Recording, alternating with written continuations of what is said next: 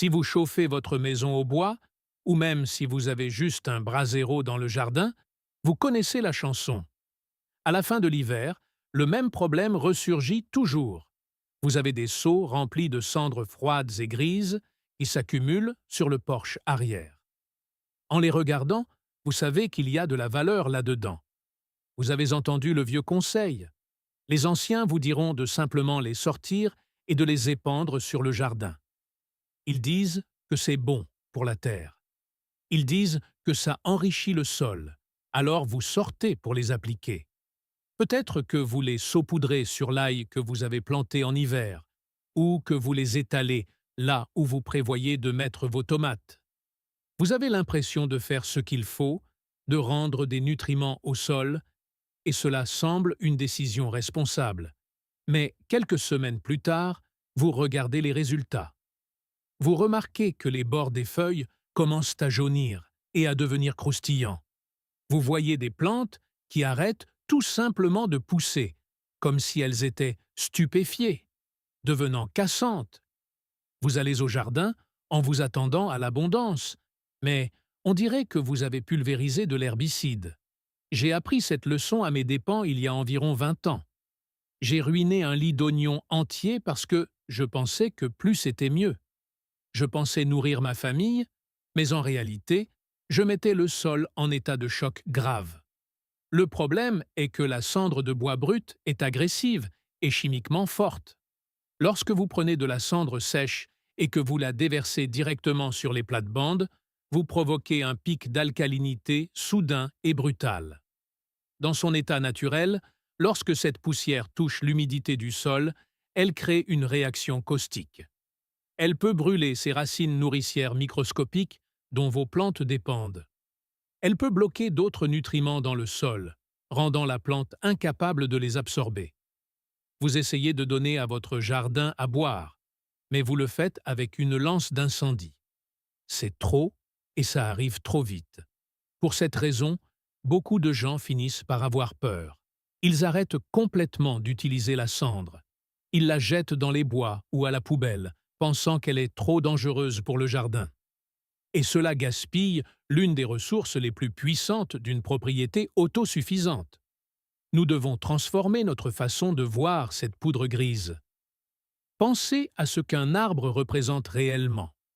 Pendant 40, 50 ou peut-être 100 ans, cet arbre est resté au même endroit. Ses racines sont allées profondément, au-delà de la couche arable, au-delà de l'argile, s'entremêlant parmi le sous-sol et le substrat rocheux. Pendant des décennies, cet arbre a puisé des minéraux dans des couches de terre que vos légumes aux racines superficielles ne pourraient jamais atteindre. Il a extrait du calcium, du potassium, du magnésium et des dizaines d'oligo-éléments. Lorsque vous brûlez ce bois dans votre poêle, le carbone monte dans la cheminée sous forme de chaleur et de fumée, mais les minéraux ne brûlent pas. Ils restent dans le foyer. Ce seau de cendre n'est pas un déchet, c'est la densité minérale concentrée d'un arbre centenaire, réduite à quelques kilos de poudre. C'est un pur potentiel. L'erreur n'est pas d'utiliser la cendre. L'erreur est dans la façon dont vous l'appliquez. On nous a appris à la traiter comme un amendement sec, comme la chaux ou le sable. Mais si nous voulons vraiment l'exploiter sans nuire au jardin, nous devons changer son état. Nous devons transformer cette poudre sèche et agressive en un liquide doux et biodisponible. Nous avons besoin d'un système qui libère cette puissance en toute sécurité, afin que vos plantes puissent vraiment l'absorber. Avant d'arriver au seau et à l'eau, nous devons comprendre exactement ce avec quoi nous travaillons. Si vous ne respectez pas la chimie, vous ne pouvez pas utiliser l'outil. Lorsque vous regardez cette poudre grise, vous voyez ce que j'aime appeler du charbon de bois blanc, ou plus précisément, l'épine dorsale minérale de la forêt. Lorsque le bois brûle, le feu consume la matière organique, brûlant l'azote et l'envoyant par la cheminée sous forme de fumée. C'est pourquoi la cendre n'est pas un engrais équilibré comme le compost ou le fumier. Elle n'a pas d'azote. Ce qui reste dans le foyer est tout ce qui n'a pas pu brûler, principalement du calcium, environ 20% ou plus, qui est le matériau dont sont constituées les parois cellulaires des plantes. C'est comme le squelette de la plante. Ensuite, vous avez le potassium, ou la potasse. C'est le moteur qui régule le mouvement de l'eau dans la plante. Il aide les fruits à mûrir et rend les légumes sucrés. C'est ce qui donne à une tomate sa saveur et à une carotte sa fermeté. Et à l'intérieur se trouve le magnésium, le phosphore et des dizaines d'oligo-éléments dont nos sols épuisés ont souvent désespérément besoin. Maintenant, vous verrez des vidéos en ligne ou entendrez des gens parler de cendres de bois fermentées. C'est un mot à la mode en ce moment. Je veux clarifier quelque chose. Techniquement, nous ne faisons rien fermenter ici. La fermentation nécessite de la biologie. Elle a besoin de bactéries consommant du sucre et créant de la vie. La cendre de bois est stérile. Elle provient d'un feu qui a brûlé à plus de 1000 degrés. Il n'y a pas de vie là-dedans. Donc, quand nous parlons de ce système, nous ne fabriquons pas un thé vivant comme le thé de compost. Ce que nous faisons est une extraction. Nous utilisons l'eau comme solvant. Pensez-y comme faire du café. Si vous mangez du marc de café sec, ça vous frappera fort et vous n'obtiendrez pas l'effet recherché.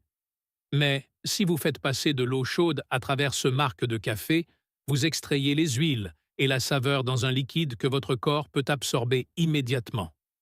C'est exactement ce que nous faisons avec la cendre. Lorsque nous la faisons tremper dans l'eau, nous lixivions la potasse et les minéraux solubles. Nous séparons les nutriments utiles des morceaux granuleux et des solides lourds. Et ce changement à l'état liquide transforme tout. Lorsque vous saupoudrez de la cendre sèche sur le sol, elle reste là, formant une croûte. Si le vent souffle, elle s'envole. Si une forte pluie tombe, elle s'emporte en un gros paquet. Mais lorsque vous la transformez en un concentré liquide, vous prédissolvez les minéraux. Vous faites le gros du travail pour la plante à l'avance, et en la suspendant dans l'eau, vous gagnez également en contrôle. Vous pouvez la diluer. Vous pouvez ajuster l'intensité. Une fois que vous avez répandu une poignée de poudre sèche, il n'y a pas de retour en arrière possible. Mais vous pouvez toujours ajouter plus d'eau à un seau. Nous prenons un sous-produit brut, quelque chose de dangereux s'il est mal utilisé, et le transformons en un aliment précis et doux qui va directement à la zone racinaire, là où le vrai travail se passe. Maintenant, installons la station d'extraction. C'est le cœur du système, et sa beauté est qu'il ne nécessite presque aucun travail actif. Vous allez laisser le temps et l'eau faire le gros du travail pour vous. D'abord, il vous faut le bon contenant. C'est non négociable. Il vous faut un seau standard de 5 gallons et il doit être en plastique. N'utilisez pas un seau en acier galvanisé. N'utilisez pas la marmite en aluminium de votre grand-mère. Le liquide que nous allons créer est caustique. Il est alcalin. Il corrodera le métal et réagira avec lui, ruinant le contenant et contaminant la solution. Un seau en plastique propre, de qualité alimentaire, est le seul outil dont vous avez besoin. C'est la proportion que j'utilise depuis des années. C'est facile à retenir, vous n'avez même pas besoin de l'écrire. Utilisez une tasse de cendre grise tamisée, par gallon d'eau. Cela signifie que pour un seau standard de 5 gallons, vous ajoutez 4 tasses de cendre et vous le remplissez d'eau, en laissant un petit espace au sommet pour éviter de renverser. Utilisez la meilleure eau que vous ayez. Si vous avez un récupérateur d'eau de pluie, utilisez l'eau de pluie. Elle est naturellement douce et ne contient ni chlore ni chloramine, comme c'est souvent le cas de l'eau de ville. Si vous n'avez que l'eau du robinet, laissez-la reposer dans le seau pendant une journée au préalable pour que le chlore s'évapore. Ensuite, ajoutez la cendre. Une fois que la cendre et l'eau sont dedans, remuez. J'utilise un bâton en bois, juste pour cela. Ne mettez pas vos mains nues dedans. L'eau deviendra instantanément grise, trouble, dégoûtante. Cela ressemblera à un désordre. C'est normal. Et puis, vous arrêtez. Vous vous retournez et vous vous en allez. C'est en partie de là que vient toute l'idée de la fermentation. Bien que nous sachions qu'il s'agit en réalité d'un trempage ou d'une infusion, vous devez laisser ce seau reposer pendant au moins 3 à 4 jours. Mettez-le dans un coin du garage ou sous l'avant-toit de l'abri. Couvrez-le lâchement avec une planche ou un couvercle pour que les feuilles ne tombent pas et que les écureuils n'y entrent pas. Mais il n'est pas nécessaire de le sceller hermétiquement. Pendant ces 3 à 4 jours, une séparation physique se produit. Les morceaux lourds de charbon de bois, les graviers et les solides insolubles se déposent lentement au fond. Pendant ce temps, l'eau extrait le potassium et les micronutriments de la cendre et les maintient en suspension. Lorsque vous reviendrez le 4e jour, la transformation sera évidente. Le liquide ne sera plus gris. Si vous l'avez bien fait, et si votre bois de chauffage était un bon bois dur, l'eau aura pris une couleur ambre douce à clair. Elle aura l'air propre, pas trouble. Cette eau dorée flottant au-dessus est votre concentré. Elle est chargée de nutriments biodisponibles, débloqués et prêts à agir. La boue, au fond, n'est que l'enveloppe épuisée. Vous avez réussi à capturer l'essence de l'arbre dans une bouteille. C'est là que vous devez être discipliné. Vous avez votre seau de liquide ambré. Il a l'air inoffensif. Il pourrait ressembler à du cidre léger ou à du thé faible, mais vous devez comprendre que ce que vous avez créé est un concentré alcalin très puissant. Si vous mettiez un doigt dans ce seau et que vous le frottiez avec votre pouce, vous le sentiriez glissant, presque comme du savon. Cette sensation est le pH élevé d'une base réagissant avec les huiles de votre peau. C'est caustique. Si vous versez ce concentré directement sur un plant de tomate, vous le tuerez aussi rapidement que si vous y aviez jeté de la cendre chaude. Vous devez traiter ce liquide comme un concentré, pas comme un produit fini. La règle d'or ici est ce que j'appelle le test de la couleur du thé. Nous ne travaillons pas dans un laboratoire. Nous n'avons pas besoin de pipettes, ni de balance. Nous avons besoin d'un guide visuel, qui fonctionne toujours. Prenez un arrosoir standard de 2 gallons. Trempez une tasse ou une louche dans le seau de concentré. Essayez de ne pas remuer la boue au fond et versez juste 1 ou 2 tasses de ce liquide doré dans l'arrosoir. Ensuite, remplissez le reste avec de l'eau de tuyau propre. Observez le changement de couleur. Ce que vous recherchez, c'est la couleur d'un thé glacé très faible. Si cela ressemble à du café foncé, c'est trop fort. Versez-en un peu et ajoutez plus d'eau. Si cela ressemble à de l'eau claire, ajoutez un peu plus de concentré. Vous voulez une teinte ambrée pâle et translucide? C'est le juste milieu. À cette dilution, le pH chute d'un niveau capable de brûler à une plage douce que le sol peut tamponner immédiatement. C'est la discipline de la méthode hebdomadaire. Il est bien préférable de donner à vos plantes une faible dose de ce thé minéral 1 fois par semaine que de les frapper avec une forte dose 1 fois par mois.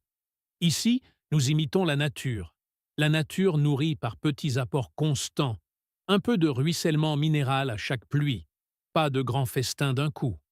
Lorsque vous l'appliquez, gardez la buse près du sol. Nous nourrissons le sol, pas les feuilles. Versez-le en anneaux autour de la base de la plante, juste au niveau de la ligne d'égouttement, là où les racines nourricières attendent. Ne l'éclaboussez pas sur le feuillage. Même diluées, ces sels peuvent brûler une feuille tendre sous le soleil de midi. Ce que vous voulez, c'est délivrer cette énergie directement à la zone racinaire, où la plante peut la boire immédiatement. Maintenant que vous avez votre système pour préparer et diluer cet or liquide, la question suivante est: quand l'utiliser? Ce n'est pas parce que vous avez un marteau que tout est un clou. Si vous l'utilisez sur la mauvaise culture au mauvais moment, vous n'obtiendrez pas le résultat attendu. Vous devez apprendre à lire le rythme de votre jardin. Au début du printemps, lorsque vos plantes sont encore de jeunes pousses vertes, vos laitues, vos épinards, les jeunes tiges de maïs n'en ont toujours pas besoin. À ce stade, ce dont elles ont besoin, c'est d'azote pour développer leurs feuilles vertes. Si vous leur donnez une forte dose de cendre de bois à ce moment-là, vous pourriez même les freiner ou les faire monter en graines prématurément, aller à la graine trop tôt. Le feu vert pour ce système apparaît juste quand vous voyez le passage de la feuille au fruit. Observez vos tomates, vos courges, vos poivrons, vos haricots. Le jour où vous voyez apparaître le premier bouton floral, c'est votre signal. Cette plante vous dit « J'ai fini de construire ma structure. Maintenant, je suis prête à faire des fruits. » Et c'est là que la fin de la plante passe de l'azote au potassium. Le potassium est le nutriment qui stimule la floraison et la fructification. Il détermine la taille de la tomate, la douceur du melon et la capacité de stockage de l'oignon. C'est le moment de commencer votre rotation hebdomadaire. Chaque semaine ou toutes les 2 semaines, donnez-leur à boire de cette eau couleur thé. Vous alimentez le moteur juste au moment où il commence à monter en régime, mais vous devez aussi savoir quand arrêter. Ne l'utilisez jamais sur les plantes acidophiles. Les myrtilles, les azalées, les rhododendrons. Ils détestent ça. Ils ont besoin d'un sol acide pour survivre, et la cendre de bois est alcaline. Si vous la leur donnez, vous bloquerez leur fer et les ferez jaunir. Et tenez-le éloigné de votre potager de pommes de terre. Les pommes de terre aiment le potassium, oui, mais l'alcalinité favorise la gale de la pomme de terre, ce qui laisse la peau rugueuse et liégeuse. Et enfin, comprenez ce qui se passe sous terre. Nous ne forçons pas seulement des produits chimiques sur une racine. Lorsque vous versez ce liquide dans le sol, vous stimulez la biologie. Le calcium et les minéraux de cette eau nourrissent les bactéries et les champignons du sol. Ils les réveillent et à leur tour, ces microbes transforment les nutriments et les livrent aux racines. Vous travaillez avec le système du sol vivant et non pas en le contournant. Il y a une satisfaction tranquille dans ce système qui va bien au-delà d'économiser quelques sous sur l'engrais. Lorsque vous maîtrisez ce processus simple, prendre le résidu de votre poêle à bois et le transformer en nourriture pour le jardin, vous faites quelque chose qui est devenu étrangement rare dans le monde moderne. Vous bouclez la boucle sur votre propre terre. Pensez au cycle que vous avez créé. L'arbre a poussé dans votre cour ou chez un voisin. Vous l'avez utilisé pour garder votre famille au chaud pendant l'hiver. Et maintenant, au lieu de jeter ses restes, vous rendez cette richesse minérale à la terre pour faire pousser la nourriture qui nourrira votre famille l'hiver prochain. Rien n'est perdu, rien n'est gaspillé.